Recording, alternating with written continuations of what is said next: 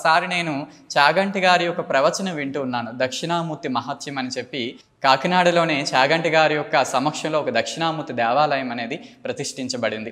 So ఆ ప్రతిష్ఠ సందర్భంగా ఆయన చెప్పిన ఉపన్యాసం ఎప్పుడో 2009-10లో చెప్పిన ఆ ఒక ఉపన్యాసం అనేది, సో నేను చాలా కాలం తర్వాత నేను ఈ అన్వేషణ సాగుతున్న క్రమంలోనే ఒకసారి యూట్యూబ్లో విన్నానన్నమాట.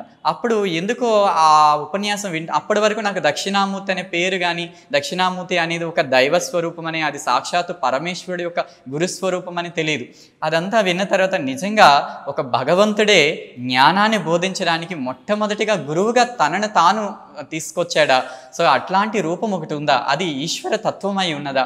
సో అట్లాంటి భావాన్ని నేను ఎలా అయినా దాన్ని నేను పొందాలి, అటువంటి ఆ గురువుని నేను ఏ విధంగా అయినా ఆయన దర్శించుకోవాలనేటువంటి భావనతో ఆ గుడి ఎక్కడుందని వెతుకుతూ వెళ్ళాను.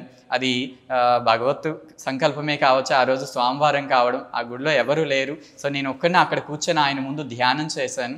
అప్పుడు ఎందుకో ఒక బలమైనటువంటి మానసిక స్థితి, నేను అరుణాచలంలో ఉన్నాను, నువ్వు అరుణాచలం రా, నీ యొక్క ప్రశ్నకి సమాధానం దొరుకుతుంది, నువ్వు కోరుకుంటున్నటువంటి ఆధ్యాత్మిక స్థితికి నువ్వు వెళ్ళడానికి నీకు మార్గం దొరుకుతుందనే భావన మనసులో కదలడం మొదలైంది.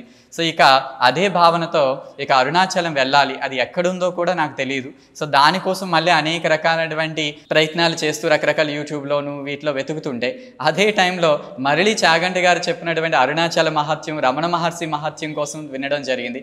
అప్పుడు నాకు అర్థమైంది, రమణ మహర్షి కూడా ఇదే అన్వేషణతో ఆయన 14వ ఏటనే తండ్రి అయినటువంటి ఆ పరమేశ్వరుని వెతుక్కుంటూ ఆయన వెళ్ళారని, అక్కడ ఆయన సిద్ధి పొందాడని తెలుసుకున్న తర్వాత ఈ దక్షిణ భారతదేశంలో యోగ సిద్ధికి, యోగులు నెలవైనటువంటి యోగ సాధనకి అత్యంత శక్తివంతమైనటువంటి క్షేత్రం అరుణాచలం అని తెలుసుకున్నాను.